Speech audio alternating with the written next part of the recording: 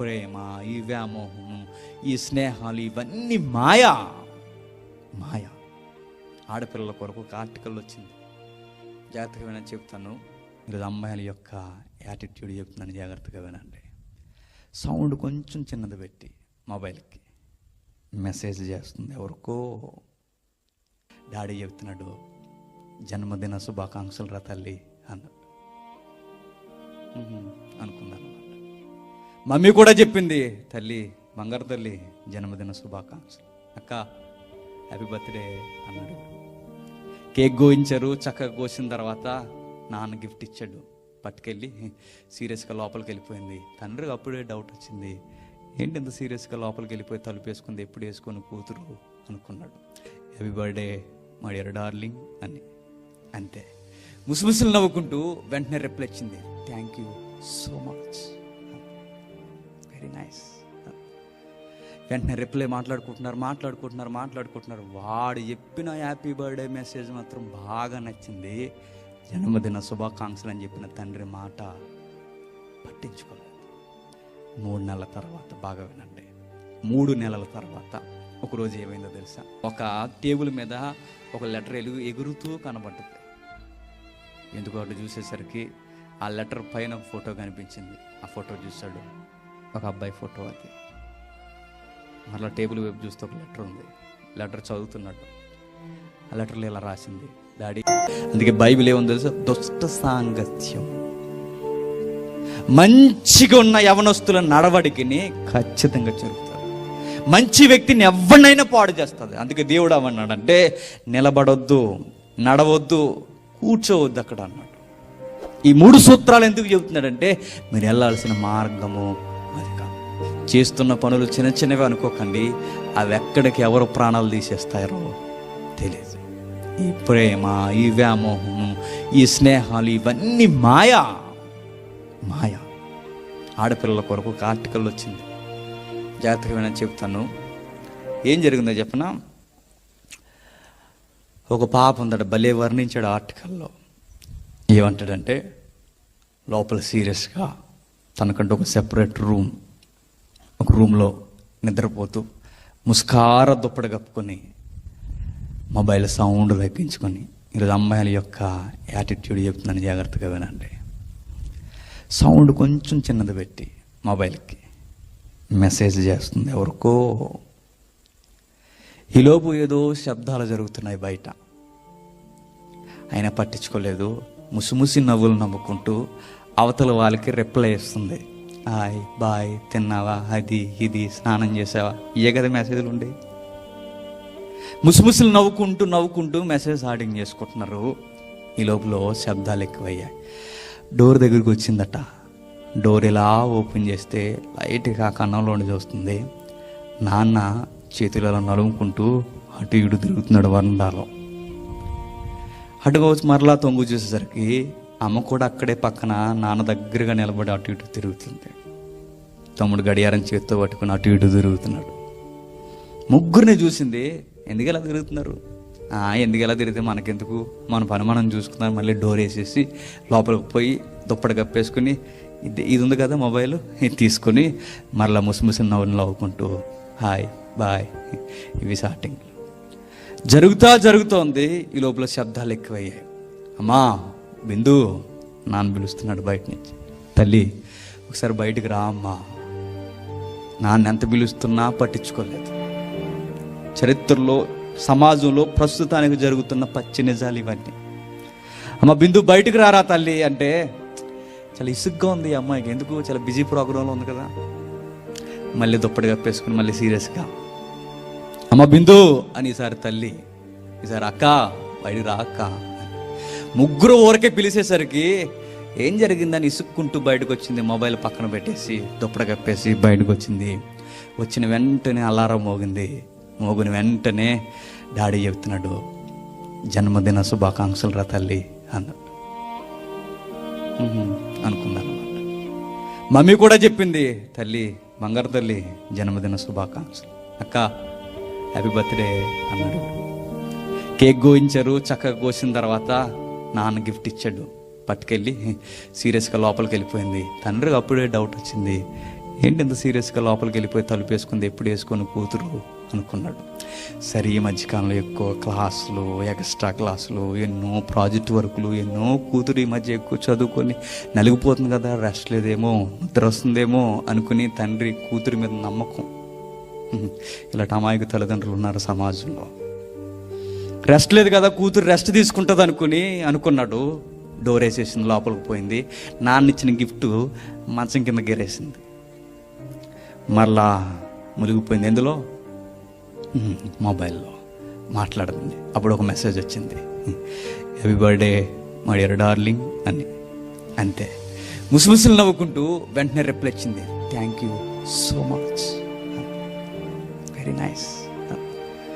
వెంటనే రిప్లై మాట్లాడుకుంటున్నారు. వాడు చెప్పిన హ్యాపీ బర్త్డే మెసేజ్ మాత్రం బాగా నచ్చింది. జన్మదిన శుభాకాంక్షలు అని చెప్పిన తండ్రి మాట పట్టించుకోలేదు. ఓకే, 3 నెలల తర్వాత, బాగా వినండి, 3 నెలల తర్వాత ఒకరోజు ఏమైందో తెలుసా? చెప్పాలి ఈ స్టోరీ అంతా, ఒక్క ముక్క మిస్ అవ్వకుండా ఖచ్చితంగా మీరు వినాలి.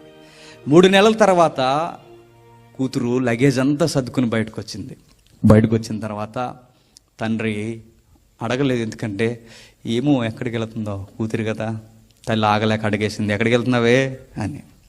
చెప్పింది ఏమో తెలుసా? ఇడికే మమ్మీ, డ్రై క్లీనింగ్ చేయించుకోవడానికి వెళ్తున్నాను, బట్టలు క్లీనింగ్ చేయడానికి వెళ్తున్నాను, వెళ్ళి వస్తాను మరలా అంతే. సరే వెళ్ళి త్వరగా రా అని చెప్పింది. కరెక్ట్గా 30 అడుగులు వేస్తే 10 నిమిషాల దగ్గరలో షాప్ ఉంటుంది, డ్రై వాష్. కానీ విషయం ఏంటి చెప్పిన, 10 నిమిషాలు కాదు, గంట దాటిపోయింది. నాన్నకు అనుమానం వచ్చింది, ఒరే మీ అక్క బట్టలే చూస్తాను వెళ్ళింది కదా, ఇంకా రాలేదు, ఒకసారి బయటికి వెళ్ళంటే 10 నిమిషాల్లో వాడు చూసి వచ్చాడు. నాన్న అక్క అసలు షాపు దగ్గరికే రాలేదట. నాన్న కంగారు వేసాడు, షాపుల సెట్లోంచి ఒక్కసారిగా పైకి లేచాడు, మొబైల్ తీసుకున్నాడు, కూతురు ఫోన్ చేస్తున్నాడు. కూతురు యొక్క ఫోన్ కలవట్లేదు, అవుట్ ఆఫ్ కవరేజ్ ఏరియా. కంగారు పడ్డాడు. కూతురు ఎక్కడికో వెళ్ళింది, ఏదో చెప్పకుండా ఏదో జరుగుతుందని తండ్రి గుండెల్లో ఏదో ఆవేదన. ఈ లోపల తల్లి వచ్చింది, పోలీస్ కంప్లైంట్ ఇద్దామండి అని. సరే, పోలీస్ కంప్లైంట్ ఇవ్వాలంటే, మిస్సింగ్ కేసు కట్టాలంటే అడ్రస్కి ఫోటో ఉండాలి, అడ్రస్లు ఉండాలి, ఆధార్ కార్డు ఉండాలి, అన్నీ ఉండాలి. వెంటనే తండ్రి కూతురు రూమ్లోకి వెళ్ళి తీసుకొద్దామని లోపలికి వెళ్ళేసరికి లోపల ఒక టేబుల్ మీద ఒక లెటర్ ఎగురుతూ కనబడ్డది. ఎందుకు అటు చూసేసరికి ఆ లెటర్ పైన ఒక ఫోటో కనిపించింది. ఆ ఫోటో చూశాడు, ఒక అబ్బాయి ఫోటో అది. మరలా టేబుల్ వైపు చూస్తే ఒక లెటర్ ఉంది. లెటర్ చదువుతున్నాడు. ఆ లెటర్లో ఇలా రాసింది, డాడీ మీకు విషయం చెప్పాలి, ఆ ఫోటోలో కనిపిస్తున్న అబ్బాయి నేను గత 6 నెలలుగా ప్రేమించుకుంటున్నాను. ఇటీవల కాలంలో తల్లిదండ్రులందరూ ఏం చేశారు, మాలాంటి ప్రేమను ఒప్పుకొనక మమ్మల్ని విడదీయడానికి చంపేస్తున్నారు కనుక మేము ఎలాంటి మీరు ఎలాగో ఒప్పుకోరు, మీ చేతుల్లో చావడం ఎందుకని మేము దూరంగా పోయి బ్రతకడానికి, ఇదిగో డాడీ నేను వెళ్ళిపోతున్నాను, నన్ను ఏమి వెనకండి, నా కోసం ఎతకొద్దు, నన్ను అందరిలా చిత్రవదకు గురి చేయొద్దు, నా కొరకు ఎతకొద్దని చివరిని ఒక బాయ్ చెప్పేసింది లెటర్లో. తండ్రి ఏం మాట్లాడాలో అర్థం కావట్లేదు. ఫోటో జేబులో పెట్టుకున్నాడు, ఎవరు కనిపించకుండా ఒక రహస్య ప్రదేశంలో దాచేసాడు. ఆ లెటర్ తీసుకున్నాడు, వెంటనే డోర్ వేసాడు. బాగా ఉన్నాడు, తండ్రి ప్రేమ ఎంత బాగుంటుందో. డోర్ లోపలికి వేసిన తర్వాత డోర్ వేసి అంతే, ఒక 1 వారం రోజుల తర్వాత కూతురు ఆటో దిగి బయటకు వచ్చింది. తల్లి పరిగెట్టుకుని వెళ్ళి, ఎక్కడ పోయావమ్మా చెప్పకుండా అని కన్నీళ్ళు విడుస్తూ లోపల తీసుకెళ్ళింది. అక్క కూడా రాక, ఇలా నిలబడిపోయేంటి రోడ్డు మీద, మన ఇంట్లోకి రాకుండా అని లగేజ్ తీసుకుని తన తమ్ముడు తీసుకొచ్చాడు. కూతురికి అర్థం కావట్లేదు, ఏంటి నన్ను ఎంత ఇలా రిసీవ్ చేసుకుంటున్నారు, నేను మోసం చేసి బయటకు పోయాను కదా, నేను ఎంత మోసం చేసి బయటకు పోతే నన్ను ఎందుకింత రిసీవ్ చేసుకుని చీగొట్టాలి నన్ను అనగానే తనకు ఒక డౌట్ వచ్చింది. చదువుకున్నారు కదా బాగా, ఆ చదువులో ఏమొచ్చిందంటే డౌటు, బహుశా వీళ్ళు ఈ లెటరు చదవలేదు. అయితే ఈ లెటర్ వీళ్ళు చదవకపోతే ఎవరు చదువు ఉండాలి అంచనా వేసుకుంది. ఖచ్చితంగా మా డాడీ చదివి ఉండాలి. అడిగింది ఏడుస్తూ, మమ్మీ డాడీ ఎక్కడున్నాడు అని అడిగింది. మమ్మీ వెనక్కి తిరిగి, ఎందుకులే ఆ పాడు మనిషి కొరకు మాట్లాడతావు, ఎందుకు మమ్మీ డాడీని అలా తిట్టున్నావు అంటే, ఎందుకులే వాడి కొరకు, ఆ నీచుడి కొరకు మాట్లాడడం, ఏమైంది మమ్మీ డాడీ ఎక్కడున్నారు అని అడిగితే, అడిగో చూడు అని ఏడుస్తూ ఫోటో చూపించింది వాళ్ళ మమ్మీ. చచ్చిపోయాడు, గోడకు ఫోటో. అర్థం కావట్లేదు, నాన్న ఎందుకు చచ్చిపోయాడు 1 వారం రోజులు, ఏమైంది? ఆలోచించే లోపే తమ్ముడు పరుగు పరుగునొచ్చి ఒక లెటర్ చేతికి ఇచ్చాడు. అక్క చదువుతుంది. ఆ లెటర్లో ఏమని రాస్తుందో తెలుసా? నా కూతుర్ని బాగా వినండి, నా కూతుర్ని ఈ మధ్యకాలంలో నేను లైంగికంగా వేధిస్తున్నాను గనక నా కూతురు బాధలు తట్టుకోలేక ఇల్లు విడిచి బయటికి పోయింది అని రాశాడు. అర్థమవుతుందో లేదో మీకు? నా కూతురు నా లైంగికమైన బాధలు తట్టుకోలేక ఇల్లు విడిచి బయటికి పోయింది. ఎప్పుడైతే బయటికి పోయిందో నా కూర్చొని అందరికీ తెలిసిపోద్దని నేను ఆత్మహత్య చేసుకుంటున్నానని ఊరుకు పోసుకొని చచ్చిపోయాడు. ఆ తర్వాత ఏడుస్తూ కూతురికి ఏం అర్థం కావట్లేదు. మా నాన్నకి ఎప్పుడు నన్ను లైంగికంగా వేధించలేదు కదా. ఏడుస్తూ ఆ గచ్చు మీద బోర్లా పడిపోయి ఏడుస్తూ అలా చూసింది. ఎప్పుడో 3 నెలల క్రితం మంచం కిందకి విసిరేసింది కదా గిఫ్ట్. ఆ గిఫ్ట్ చూసి పరుగుని ఇలా గిఫ్ట్ బయటకు తీసిన వెంటనే ఆ గిఫ్ట్లో ఒక లెటర్ ఉంది, ఒక వెల్కమ్ లెటర్ ఉంది. ఆ లెటర్ ఏంటో చెప్పిన, లాస్ట్ ఇయర్ బర్త్డేలో ఒకసారి అడిగిందంట వాళ్ళ కూతురు. ఏమని తెలుసా? డాడీ నేను యూఎస్ వెళ్ళి ఎట్లా అయినా సరే ఒక మంచి స్టడీలో డాక్టరేట్ చేయాలి డాడీ నేను అని. ఆ డాక్టరేట్ సర్టిఫికేట్ సంపాదించడానికి తండ్రి తన దగ్గర ఉన్న డబ్బులన్నీ దాసి ఆ లెటర్ని గిఫ్ట్గా ప్యాక్ చేసి తనకి ఇచ్చాడు ఈ ఇయర్ బర్త్డేలో. ఈ గుడ్డు చూడక ఏం చేసింది? మంచం కింద పడేసింది. ఎప్పుడైతే ఆ లెటర్ చూసిందో కళ్ళంటి వెంటనే నీళ్ళు వచ్చేసాయి. నాన్న నాకు ఈ గిఫ్ట్ ఇచ్చాడా? తన కష్టాన్నంతా కాదనుకుని తన స్థాయికి మించిన అంత డబ్బు ఖర్చు పెట్టి నాకు ఈ లెటర్ ఇచ్చాడు.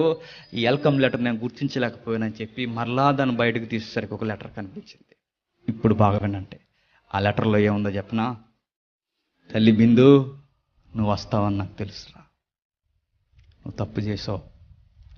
నువ్వు తప్పు చేసావన్న సంగతి నువ్వు రాసిన లెటర్ నేను చదివాను. నేను మాత్రమే చదివాను, ఎవ్వరు చదవలేదు. ఏమని రాసావు లెటర్లో? ఎరా కన్నా అని రాశాడు ఆ లెటర్లో. ఏమని రాసావు? ఏటి నన్ను ఒక కసాయి తండ్రితో పోల్చావు కాదు. నీ ప్రేమను ఒప్పుకోనని, నీ ప్రేమను నేను సపోర్ట్ చేయనని ఎవడో చంపేసిన కసాయి వాడుతో నన్ను పోల్చావు. బాగా అర్థం చేసుకున్నావు తల్లి నన్ను. ఇంకా మాట్లాడుతూ ఇలా అన్నాడు. ఏమన్నా తెలుసా? ఏటి నేను సరిగ్గా పట్టించుకోవట్లేదా? నేను ఒక మాట అడుగుతాను తల్లి, పట్టించుకోవడం అంటే ఏంటి? అసలు ఏంటి పట్టించుకోవడం అంటే? అసలు కేర్ తీసుకోవట్లేదన్న పదాలు నీ లెటర్లో వాడావు కదా. కేర్ తీసుకోవడం అంటే ఏంటి అని అడిగితే ఏమని సమాధానం ఇచ్చాడు తెలుసా తండ్రి? ఎవడో ముక్కు ముఖం తెలియని వాడు 6 నెలల క్రితం పరిచయం అయ్యి ఉదయాన్నే ఫోన్ చేసి టిఫిన్ చేసావా, లంచ్ చేసావా, డిన్నర్ చేసావా అని 3 పూట్లు అడిగేసరికి నువ్వేమనుకున్నావు తెలుసా? నన్ను చాలా కేర్ తీసుకుంటున్నాడు అనుకున్నావు. కానీ నువ్వు మర్చిపోయింది ఏంటో చెప్పనా? నీకు టిఫిన్ పెట్టి, భోజనం పెట్టి, డిన్నర్ పెట్టి కేర్ తీసుకుంటాను నేను మాత్రం నీకు కేరింగ్గా కనిపించలేదు. ఎవడో 3 పూట్ల ₹10 ఫోన్ చేసి అడిగినోడు మాత్రం నీకు కేర్ తీసుకుంటున్నాడు అని కనిపించాడు. ఇంకెలా అడిగాడు ఏమని తెలుసా? అసలు ఐ లవ్ యూ అంటే ఏంట్రా? మేమేమి ఇవ్వలేకపోతున్నాం తల్లిదండ్రులుగా మీకు అని అడిగాడు. ఐ లవ్ యూ అంటే ఏంటి అసలు? ఏదో ఒక ₹10 గ్రీటింగ్ కార్డు తెచ్చి ₹20 చాక్లెట్లు కొని మీకు చేతితో పెట్టి ఐ లవ్ యూ అని చెప్తే అది ఆ ప్రేమ. 4 వస్తువులు కొంటే అదే ప్రేమ. ₹10 చాక్లెట్ కొంటే అదే ప్రేమ. నువ్వు ఈరోజు 22 సంవత్సరాలు నీ తల్లి గర్భంలో 9 నెలలు పెట్టుకుని చూస్తే నీ తల్లిని నిన్ను కంటికి రెప్పలా నేను కాపాడుకొని ఈరోజు 22 సంవత్సరాలు నీకు కావాల్సిందంతా కొని ఇంత పెద్దది చేస్తే ఎప్పుడు నేను ఇచ్చిన గిఫ్ట్లు నీకు కనిపించలేదు, కానీ ₹10 లెటర్ నీకు కనిపించిందా? ఇలా బాధపడుతూ చివరికి అంటాడు, తల్లి నేను ఎందుకు చచ్చిపోతున్నాను తెలుసా? నువ్వు బండి మీద ఉన్నప్పుడు ఎక్కువ వెనకాల కూర్చుని మొబైల్ చూసేదాన్ని. నా బండుకున్న అద్దంలో కనిపించింది నువ్వు తెలుసా? కానీ నిన్నెప్పుడు నేను అడగలేదు. ఎందుకో చెప్పనా? కూతురు అంటే నమ్మకం. వెనకాలండి చాలా మందిని చూస్తుంటాం. తండ్రి ఎదురు డ్రైవింగ్ చేస్తుంటారు, వెనకాలండి ఏం చేస్తుంటారు? టిక్కి నొక్కుతుంటారు. ఏంటి అదే? ఇవన్నీ తండ్రులు చూస్తుంటారు, చూసి చూడనట్టు. కానీ ఎందుకు అడగరా చెప్పనా? నమ్మకం. కానీ ఏం జరిగిందో చూడండి. ఒకరోజు ఆ మాట్లాడుతా లెటర్లో ఏమన్నాడు తెలుసా తండ్రి? ఇదిగో నువ్వు నీ పరువు తీసేస్తానన్నావు కదరా, నీ యొక్క పరువుని బజార్కి ఇచ్చేస్తానన్నావు కదూ. నేను చెప్తున్నాను, నీ పరువు కాపాడడానికి, నిన్ను కాపాడటానికి నువ్వెవరితోనో వెళ్ళిపోయావంటే నిన్ను లోకం చెడుగా చూస్తుంది. అది నేను భరించలే. నువ్వు చేసిన తప్పులు దేవుడు ఎలాగూ క్షమిస్తాడు, కాకపోతే ఈ మనుషులు కూడా ఎక్కువ వస్తారు. వాళ్ళకి ఆ అవకాశం ఏముంది తల్లి? అవకాశం వాళ్ళకి ఇవ్వను కనుక నేను ఏం చేస్తున్నాను తెలుసా? నా కూతురు ఎవరితోనో పోయిందని నేను చెప్పట్లేదు.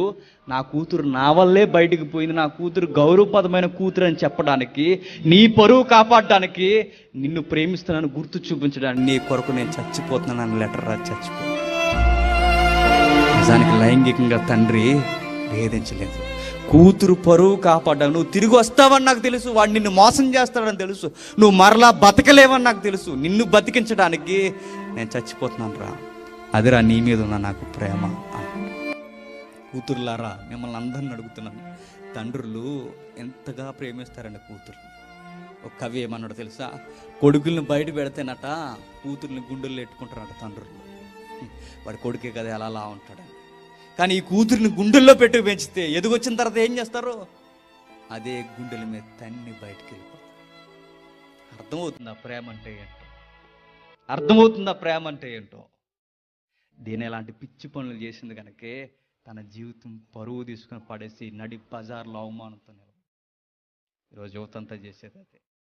ప్రేమ అనే మాయలో పడిపోయి తల్లిదండ్రులు చదువుకోమని ప్రేమించి వాళ్ళని వాళ్ళ భవిష్యత్తుని బాగా ఆలోచించి ఎలా పంపిస్తే చేసే తప్పుడు కార్యక్రమాల వల్ల ఎంతగా చిదిగిపోతుంది.